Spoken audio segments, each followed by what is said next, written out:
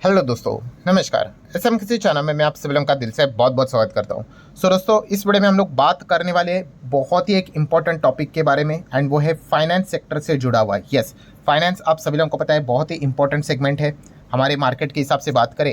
And finance में तो दोनों चीज़ें आ जाती है, मतलब आपको यहाँ पे बैंक भी देखने को यहाँ पे मिल जाएगा एंड एनबीएफसी भी हम लोग को देखने को यहाँ पे मिल जाएगी। और इन दोनों को कंट्रोल कौन करता है? अल्टीमेटली जो पावर रहती है वो किसके पास होती है? यस, वो पावर हम लोग को देखने को यहाँ पे मिल जाती है reserve bank of India, RBI के पास। सो आरबीआई की अगर हम लोग बात करें, अलग अलग एक्शंस तो वो लेते हुए देखने को यहाँ पे मिल जाते हैं। अभी इंडसइंड बैंक से रिलेटेड केस तो आप लोगों ने देख ही लिया है, इसके पहले का वीडियो आप लोगों ने जरूर स्टडी किया होगा।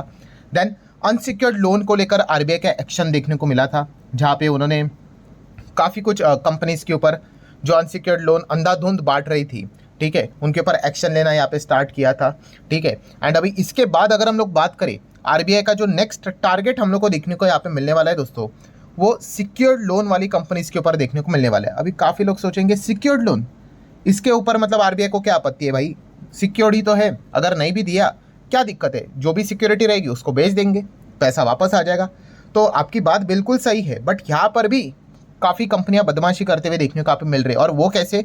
तो सिक्योर्ड लोन के लिए भी दोस्तों रूल्स एंड रेगुलेशन होते हैं, ठीक है, उसको तोड़ा जा रहा है। ऐसी बहुत सारी कंप्लेंट्स आरबीआई के पास हम लोग को आते हुए देखने को आप मिल रहे हैं। और उस सिक्योर्ड लोन में सबसे ज़्यादा ये चीज़ कौन से सेगमेंट में हो रही है? तो दोस्तों गोल्ड लोन में हो रही है।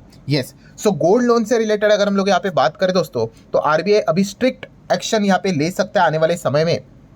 इस प्रकार की खबरें भी आपको देखने को यहाँ पे मिल सकती है। सो अभी आप बोलोगे कि गोल्ड लोन में मतलब एग्जैक्टली प्रॉब्लम क्या हुआ है, तो कुल मिला के हम कह सकते हैं दोस्तों 4 तरीके की धांधलीबाजी चल रही है बिजनेस करते वक्त, ठीक है। इस प्रकार की कंप्लेंट्स आरबीआई के पास डायरेक्टली इनडायरेक्टली आते हुए देखने को आप मिली है। अभी देखिए, गोल्ड लोन सिक्योर्ड होता है कि नहीं? ऑब्वियसली सिक्योर्ड होता है कि सामने वाला गोल्ड आपके पास रखेगा, मतलब बैंक के पास रखेगा, एनबीएफसी के पास रखेगा, उसके बदले में उसको पैसे मिलेगा लोन के फॉर्म में। जब तक वो पैसा वापस पूरी तरीके से नहीं चुकता करेगा, तब तक तो जो गोल्ड है वो तो गिरवी रखेगा, ठीक है। एंड अगर भविष्य में नहीं दिया उसने, वो भाग गया, समझो बेच देंगे उसका गोल्ड, तो किस बात की दिक्कत? बट फिर भी इसमें भी कैसे धांधलीबाजी हो रही है, वो 4 पॉइंट्स मैं आपके सामने यहाँ पे रखना चाहूँगा। एंड इसलिए आरबीआई का अगला निशाना हम कह सकते हैं वो एनबीएफसी एंड बैंक जो गोल्ड लोन से रिलेटेड काम करते हैं उनके ऊपर देखने को मिल सकता है। सो पॉइंट नंबर 1 के साथ स्टार्ट करेंगे कि गोल्ड लोन में कैसे धांधलीबाजी चल रही। तो दोस्तों पहला है एलटीवी रेशो का फॉलो ना करना। अब ये एलटीवी रेशो क्या होता है?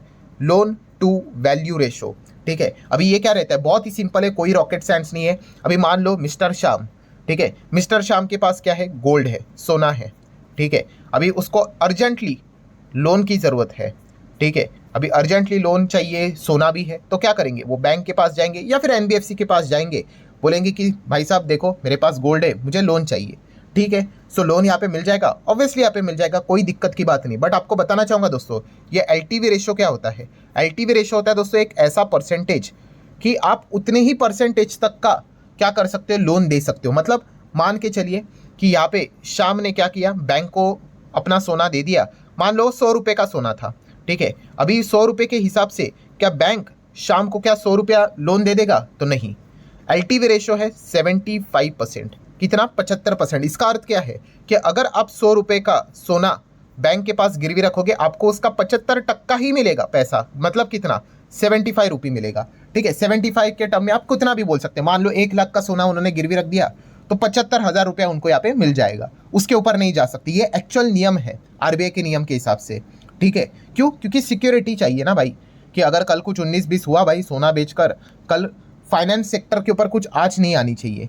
सो ये एलटीवी में अगर हम लोग यहाँ पे बात करें तो हम लोग को धांधलीबाजी होते हुए देखने को मिल रही है। मतलब क्या है? देखिए, ज़्यादा ब्याज कमाने के चक्कर में, ज़्यादा पैसा कमाने के चक्कर में बहुत सारे बैंक, एनबीएफसी इन रूल्स को फॉलो नहीं कर रहे। ऐसा टिप आरबीआई को मिलते हुए देखने को मिला है। मतलब मान के चले एक कंपनी वो क्या करती है, अभी 100 रुपये का गोल्ड जिसकी वैल्यू 100 रुपया है, ठीक है। अभी कितना लोन आप दे सकते हो उनको? 75 दोगे, ठीक है। ये रूल के हिसाब से हो गया। बट अभी क्या हो रहा है कि बहुत सारे बैंक्स या फिर एनबीएफसी क्या कर रहे हैं, वो कह रहे हैं कि भाई 75 तुम्हें मिल गया ना, ठीक है, पूरा 100 तो नहीं मिला, एक काम कर लो भाई, तुम्हें एक्स्ट्रा और 15 का लोन हम यहाँ पे दे देते हैं, 15 का, ठीक है। मतलब टोटल कितना दिया भाई? 90 का लोन दे दिया, बट ये 15 के ऊपर हम ज़्यादा ब्याज चार्ज करेंगे, ठीक है। मतलब क्या किया उन्होंने? बुक्स में दिखाने के लिए प्रॉपरली ये 100 वाला लोन 75 के हिसाब से दे दिया, ठीक है। कल आरबीआई का कुछ इशू हुआ भाई, स्क्रूटनी विटनी आ गई तो दिखा देंगे, बट इसके ऊपर भी उन्होंने क्या कर दिया? और 15 का लोन यहाँ पे दे दिया, ठीक है। इसके लिए वो अलग बैंक्स के साथ साठगांठ कर लेते हैं, ठीक है, किसी फिनटेक कंपनी के साथ साठगांठ कर लेते हो, कॉल करके बता देते हैं जाओ इस कंपनी के पास जाओ, वो आपको ऊपर का 15 का लोन यहाँ पे दे देंगे, हाँ बट इसके ऊपर थोड़ा एक्स्ट्रा ब्याज लगेगा, ठीक है। मतलब अल्टीमेटली उन्होंने क्या किया है, यहाँ पे छुप छुपा कर 90 का लोन दे दिया, मतलब 90%, 75 ही अलाउ है, सो ये 90 का उन्होंने करके रखा हुआ है। एंड इससे दिक्कत क्या होगी दोस्तों, देखिए ये सोने के बदले लोन है, ठीक है, गोल्ड के बदले। आज गोल्ड की वैल्यू अच्छी है, कल अगर भविष्य में अगर यही गोल्ड की वैल्यू अगर गिर गई तो क्या हो जाएगा।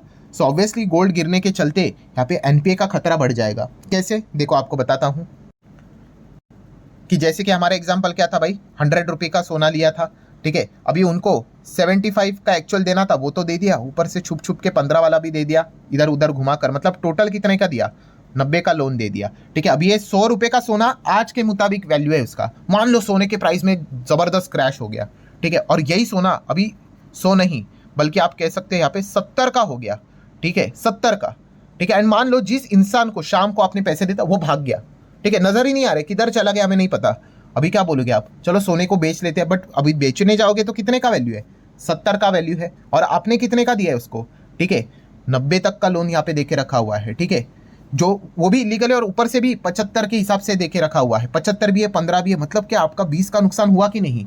तो ये दिक्कत यहाँ पे हो जाती है दोस्तों, इसीलिए ये एलटीवी रेशो को फॉलो करना होता है भाई, ठीक है। अगर आप उस हिसाब से प्रॉपरली काम करते तो शायद से आपका एनपीए माइट भी हम कह सकते कि चलो 5 का एनपीए होता, क्योंकि 75 देना था, आज 70 का भाव है, चलो 5 का नुकसान, बट अभी क्या हो गया है, 90 का आपने देके रखा हुआ है, ठीक है, लोन एक्चुअल में, एंड अभी मार्केट में कितने पे चल रहा है, 70 पे चल रहा है, मतलब 20 का नुकसान आपको देखने को यहाँ पे मिल रहा है। सो ये पहले तो रूल यहाँ पे तोड़ दिया, एंड अभी ऊपर से नॉन परफॉर्मिंग असेट बढ़ते हुए देखने को यहाँ पे मिलेंगे, तो ये दिक्कत हम लोग को होती हुई देखने को मिले। तो ये था पहला प्रॉब्लम, कौन सा, कि एलटीवी रेशो का फॉलो ना करना। 75% का रेशो है भाई, ठीक है, आप कितने का भी सोना लेकर जाओ 75 की ही वैल्यू आपको लोन के फॉर्म में मिलेगी, ठीक है, क्योंकि सोना फ्लक्चुएट होता रहता है, ताकि अगर कल कुछ 19-20 हो जाए तो सोना बेचकर कंपनी अपने आप को बचा पाए, एनपीए ज़्यादा ना बढ़े। बट इस प्रकार की धांधलीबाजी यहाँ पे चल रही है कि एलटीवी को फॉलो यहाँ पे नहीं किया जा रहा है। देन सेकंड प्रॉब्लम क्या हो रहा है, गोल्ड लोन देने के हिसाब से एवरग्रीनिंग चल रही है भाई लोन की, ठीक है। अभी आप बोलोगे एवरग्रीनिंग यहाँ पे क्या होती है, तो बहुत ही सिंपल है दोस्तों, आपको यहाँ पे बताना चाहूँगा कि अगर मान लो यहाँ पे जैसे कि हमारे एग्जाम्पल में हमने क्या किया था, हमने शाम को लोन दिया था, ठीक है, कितने का टोटल लोन दिया था, एक्चुअल में 90 का दिया था, ठीक है। अभी एक दिन हम लोग को शाम दिख गया भाई, हम लोगों ने उसको पकड़ लिया, भाई क्या भाई गायब हो गया तुम लोग, लोन कब दे रहे हो भाई, तुम तो दे ही नहीं रहे हो। तो वो बोल रहा है भाई मेरा तो बिजनेस ही जल गया, कुछ अभी होगा ही नहीं भाई, ये तो मतलब मैं पैसा दे ही नहीं पाऊंगा। सो अभी दे नहीं पाएंगे तो भाई पूरा का पूरा पैसा डूब गया।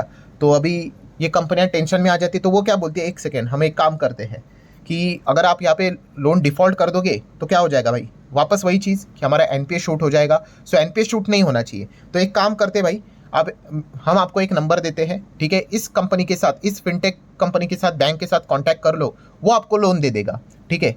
अभी वो लोन जो आपको देगा, ठीक है, आप वहाँ पे जाके 90 का लोन ले लो, और वो लोन से क्या कर दो, हमारा लोन को रीपे कर दो, ठीक है।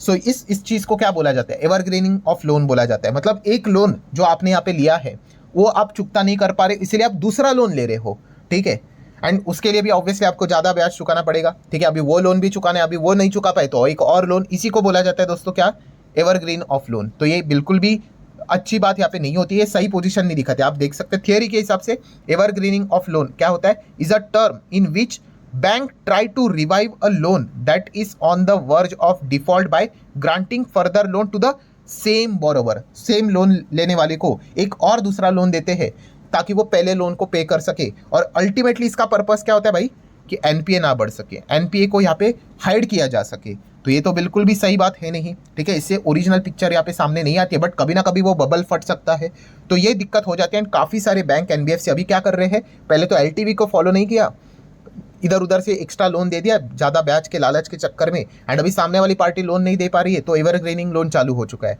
तो ये भी कंप्लेंट आरबीआई के पास यहाँ पे जा चुकी है।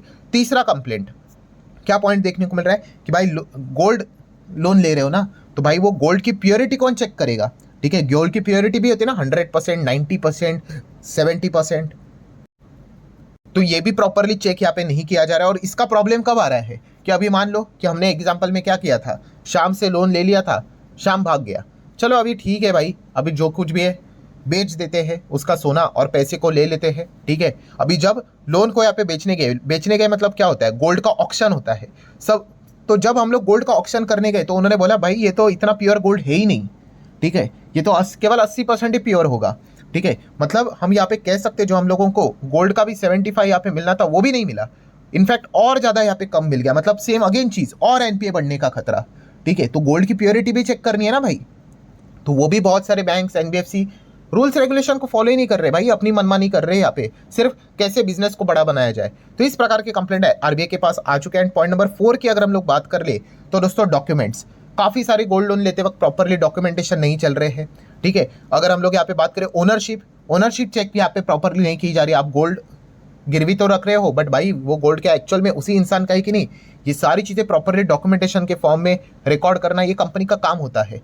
सो आरबीआई के पास ये इस प्रकार की कंप्लेंट्स यहाँ पे जा चुकी है कि भाई बहुत सारे banks and NBFC literally gold loan जो कि सिक्योर्ड लोन है बट इस प्रकार से क्या कर रहे हैं, धांधलीबाजी यहाँ पे कर रहे हैं। एंड इसलिए आने वाले समय में हम कह सकते हैं आरबीआई एक्शन ले सकता है, क्योंकि आरबीआई ने बोला है जो गोल्ड लोन में जो ग्रोथ नजर आ रही है वो एकदम एक्सपोनेंशियल ग्रोथ है। उन्होंने ये नहीं बोला है कि बिजनेस करना ग्रोथ आना खराब बात है करके, जरूर कर सकते हो बट साइमल्टेनियसली इस प्रकार की कंप्लेंट भी आ रही है। मतलब क्या है कि गोल्ड लोन इतना ज़्यादा क्यों बढ़ रहा है, क्योंकि इस प्रकार की चीज़ें यहाँ पे चल रही है। एंड इसी चीज़ को लेकर हम कह सकते हैं आने वाले समय में आरबीआई कभी भी क्या कर सकता है, एक स्ट्रिक्ट एक्शन यहाँ पे ले सकता है। एंड किसी भी एनबीएफसी एंड बैंक अगर इसमें अगर पकड़ी गई तो शायद से उसके ऊपर बड़े रिस्ट्रिक्शन यहाँ पे आरबीआई लगा सकता है, ठीक है।